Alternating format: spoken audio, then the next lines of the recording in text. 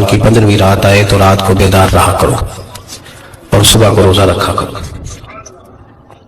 تو جب حضور نے کہہ دیا بیدار رہو تو پھر کسی کو سونا نہیں چاہیے، بیدار رہنا چاہیے۔ اور بیداری کا مطلب یہ نہیں کہ وہ آدمی بس جاگتا رہے، اس کا مطلب یہ ہے کہ وہ اللہ اللہ کرے، درود پاک پڑھے، عبادت کرے، تلاوت کرے، ذکر فکر میں رہے۔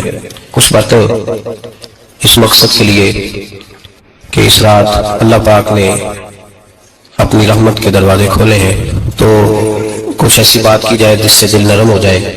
دوستو، قرآن مجید کی 2 آیات میں نے پڑھی ہیں۔ اللہ کریم نے فرمایا یا ایھا الذین آمنوا اتقوا اللہ حق تقاتہ، اے ایمان والو اللہ سے ڈرو اور اتنا ڈرو جتنا ڈرنے کا حق ہے۔ ڈرو اللہ پاک سے، اور جس طرح تم کسی سے ڈرتے ہو، ڈرنے کا حق ہوتا ہے، وہ حق ادا کرنے کی کوشش کرو۔ ہم میں سے بہت سارے لوگ ڈرتے ہیں کچھ لوگوں سے، اور جب وہ ڈر رہے ہوتے ہیں تو انہیں احساس ہوتا ہے۔ اللہ پاک نے ہمارا وہ احساس خود بیان کر دیا ہے۔ فرمایا جب تم کسی سے ڈرتے ہو تو تمہیں اس کا احساس ہوتا ہے کہ تم کتنا ڈرتے ہو، تو پھر تم کوشش کرتے ہو کہ تم وہ کام نہ کرو جس سے وہ بگڑ جائے گا، ناراض ہو جائے گا۔ جو لوگ قانون سے ڈرتے ہیں وہ اشارہ نہیں توڑتے، کچھ بھی ہو جائے اشارہ نہیں توڑتے۔ انہیں پتہ ہے کہ یہاں اشارہ توڑیں گے تو لگ جائیں گے، اور جہاں انہیں فکر نہ ہو کہ کوئی پوچھنے والا نہیں، وہاں ہم نے دیکھا ہے کہ لوگ اشارہ توڑ دیتے۔ اللہ تبارک و تعالیٰ نے موقع دیا، میں حرمین شریفین حاضر ہوا تو وہاں ایک روڈ دائری روڈ کہلاتا ہے۔ اس روڈ سے پیدل چلنے والے نہیں گزر سکتے، وہ کہتے ہیں جی اس روڈ سے پیدل والا نہ گزرے، ان کے لیے علیحدہ جگہ ہے۔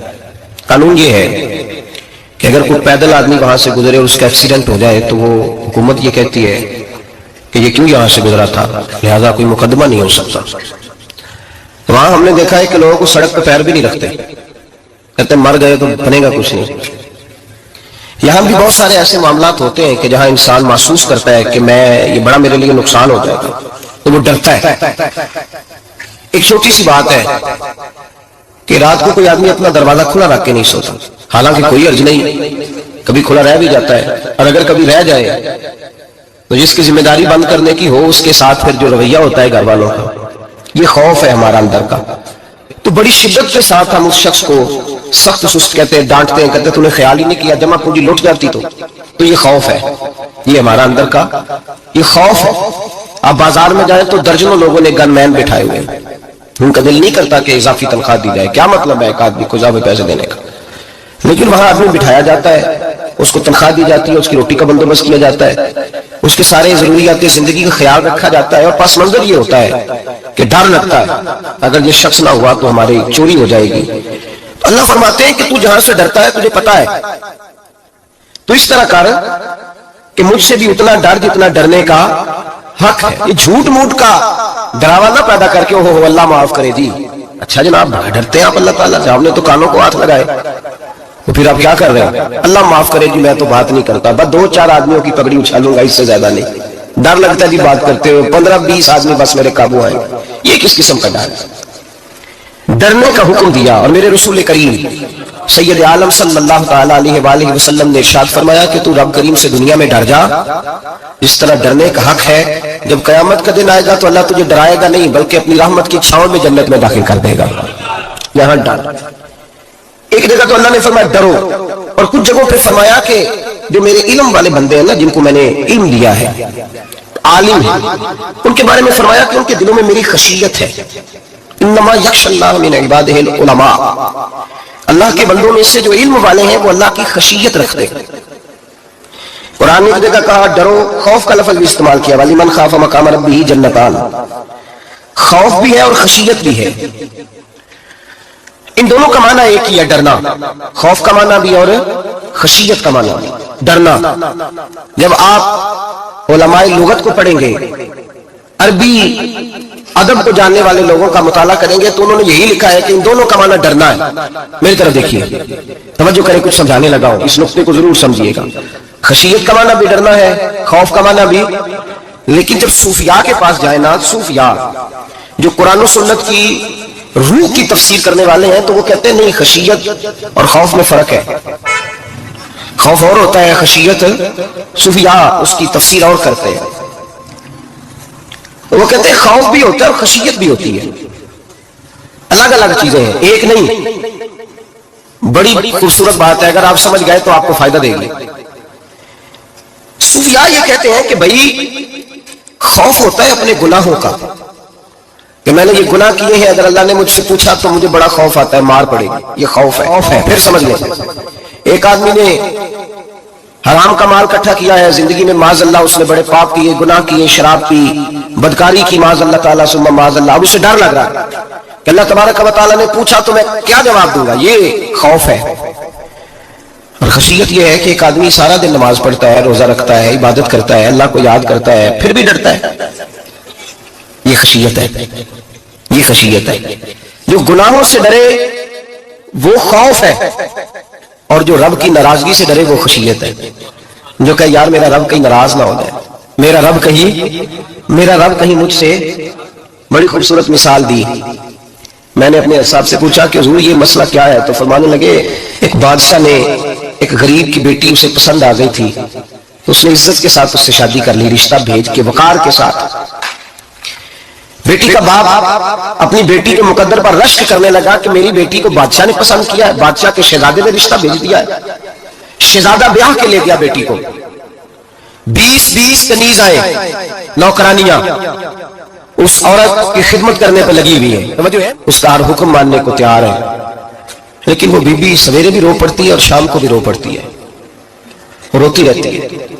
اس سے کسی نے پوچھ لیا کہ بی بی تو روتی کیوں ہے، 20 کنیز آئے ہیں، گھر میں سکون ہے، ہر شے ہے، تو روتی کیوں ہے؟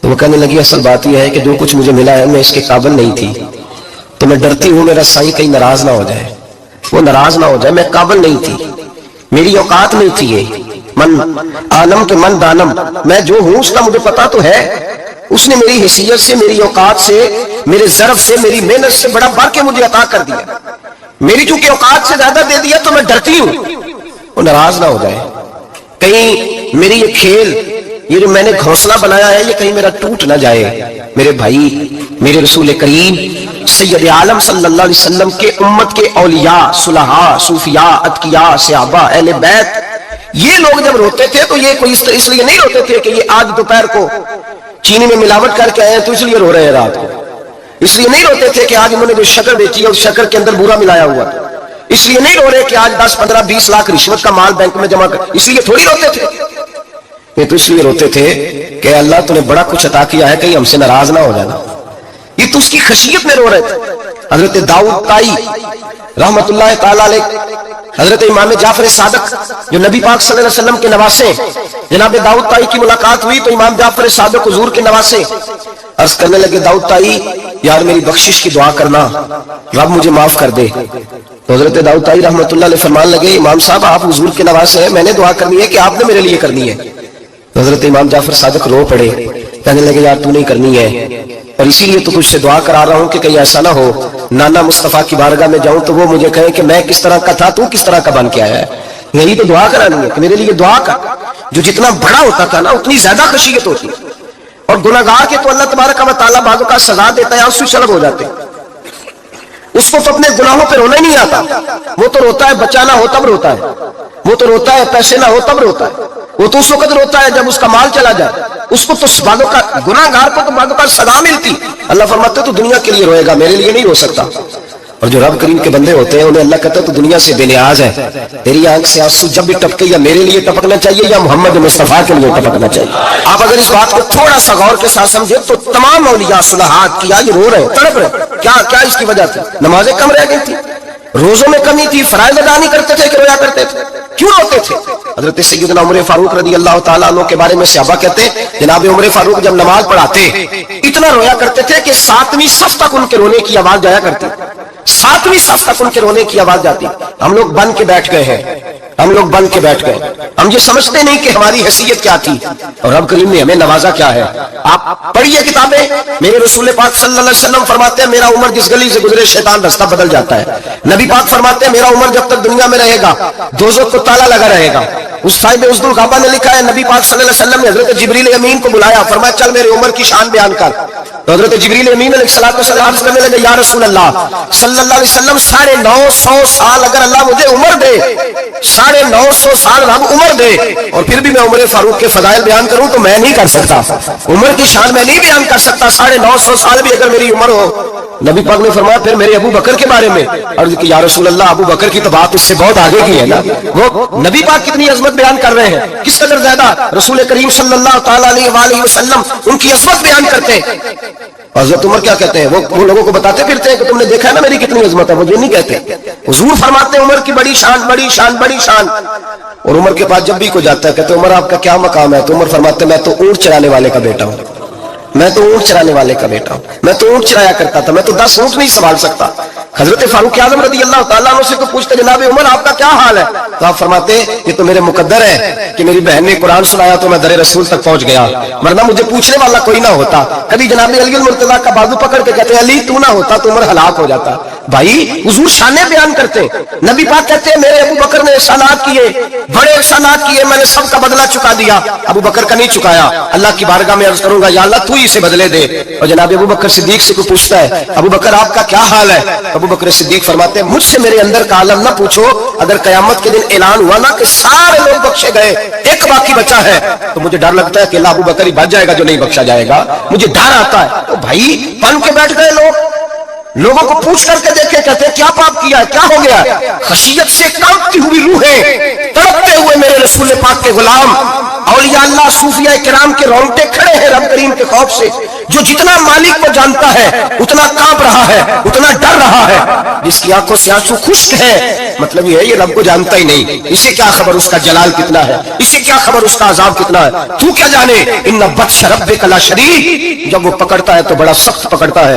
हजरत उस्मान गनी को 3 दफा मेरे नबी पाक ने फरमाया जन्नती है, जन्नती है, अल उस्मान फिल जन्ना, अल उस्मान फिल जन्ना, अल उस्मान फिल जन्ना, 3 दफा हुजूर ने जन्नत की बिशारत दी। मेरे मुस्तफा करीम ने फरमाया मेरा उस्मान गली से गुजरे तो फरिश्ते भी इसकी हया करते हैं। जनाब उस्मान गनी जिनको मेरे नबी ने 2 बेटियां देके कहा उस्मान मेरी 100 बेटी भी होती, एक के बाद दूसरी इंतकाल करती जाती तो मैं सारी तेरे निकाह में दे देता। वही हजरत उस्मान गनी कब्र पे खड़े, हुजूर के विसाल के बाद एक कब्र पे खड़े, आंखों से आंसू जारी है, दाढ़ी सारी आंसुओं से भर गई है, रोते ही जाते हैं, रोते ही जाते हैं। गुलाम कहता उस्मान यार रोना हमें चाहिए, रोना हमें चाहिए, जिनको कोई बिशारत नहीं और आपको तो 3 बिशारतें, रोते क्यों हो। जनाब उस्मान गनी फरमाने लगे जिस मुस्तफा ने मुझे जन्नत की बिशारत दी उसी रसूल ने फरमाया था कब्र आखिरत की मंजिलों में से पहली मंजिल है, आखिरत की मंजिलों में से पहली मंजिल। सोचता हूँ अगर रब करीम ने उस्मान से हिसाब पूछ लिया, हिसाब कैसे देना है मेरे मुस्तफा करीम ने। ये तो बात है ना जनाब उमर की, ये तो बात है हजरत उमर की, हजरत अबू बकर की, जनाब उस्मान गनी की। और जिस शेर खुदा के बारे में नबी पाक ने फरमाया अली मिन्नी व अना मिन अली, फरमाया अली और मैं 2 नहीं, मैं अली हूँ और अली मैं है। जिनको फरमाया मन कुन्तु मौला हूँ अली मौला, जिसका मैं मौला उसका अली भी, जिस मौला अली शेर खुदा को ये दर्जा दिया। वलीउल मुर्तजा उठे हैं, नमाज का वुजू किया है, मुसल्ले की जानिब जाने लगे तो जनाब अली का वजूद थर-थर कांपने लगा, छम-छम सुबह बरसने लगे। हजरत सैयदना इमाम हसन आगे बढ़े, अब्बा जी क्या हुआ? और मैं हसन डर रहा हूँ, मालिक की बारगाह में जा रहा हूँ, कहीं रब अली को धुतकार ही ना दे, कहीं मालिक अली से हिसाब ही ना पूछ ले, कहीं अल्लाह तबारक व तआला नाराजगी की नजर से ना देखे। ओ भाई हम लोग इतने दलेर, इतने तगड़े, इतने अक्लमंद, इतने गुनाहों के पीछे पहाड़ है कि मजाल है कि एक कतरा वो आंसू जो हमने संभाल के रखे हैं दुनियादारी पे बहाने के लिए। कभी अपना हिसाब कर, कभी सोच, रोज शिकवा करता है, कहता है मेरे पास पैसे नहीं, गाड़ी नहीं, कार नहीं, कोठी नहीं, सरमाया नहीं। कभी सोच जो कुछ है अगर रब करीम मेरे और आपके अमाल देखे तो हमारी हैसियत है कि वो सारा कुछ हमें दिया जाता, हमारी औकात थी कि वो हमें दिया जाता जो उसने दिया है। टटोल के देखें, उम्र गुजर गई, शिकवे करते, जरा पलट के देखें, अगर हमारे गुनाह और हमारी नेकियां इकट्ठी की जाएं तो हम जज़ा वाले नहीं सजा वाले निकलते हैं माज़अल्लाह। महमूद गज़नवी बड़ा प्यार करते थे अय्याज के साथ, बड़ा प्यार करते थे, नवाजा करते थे, रोज कोई ना कोई तोहफा मिलता था अय्याज को। कुछ हसद करने वालों ने कहा महमूद तू इसे तोहफे देता है और ये जंगल में असला इकट्ठा कर रहा है, ये तेरे खिलाफ अलहदा से फौज तैयार कर रहा है, कुछ वक्त आएगा ये तुझे छोड़ के अलहदा से बादशाही का दावा कर देगा। महमूद गज़नवी कहने लगे ये किस तरह की बात, क्या तुम्हें पता है कि अय्याज असर से लेकर इशा तक कहाँ रहता है? महमूद कहने लगे यार वाकई मैंने कभी पूछा तो नहीं, शक का बीज बो दिया, शक का बीज बो दिया। महमूद गजनवी कहने लगे अच्छा आज मैं पीछा करूंगा, तफ्तीश करूंगा, तहकीक करूंगा कहां जाता है, तहकीक करूंगा। महमूद गजनवी निकले पीछा करने। असर के बाद अय्याज ने जंगल का रुख किया, महमूद भी पीछे पीछे हो लिए। कहते हैं जंगल के बीच जाके एक झोंपड़ी आई, उस झोंपड़ी के अंदर अय्याज गए, दरवाजा खोला, अंदर चले गए। मुझे बड़ा गुस्सा था कि हर बात मुझे बताता है, ये क्यों नहीं बताई। जब अय्याज अंदर गए तो मैंने जोर जोर से दरवाजा खटखटाया गुस्से के साथ। अय्याज ने दरवाजा खोला, बाहर आए। मैंने कहा पीछे हट।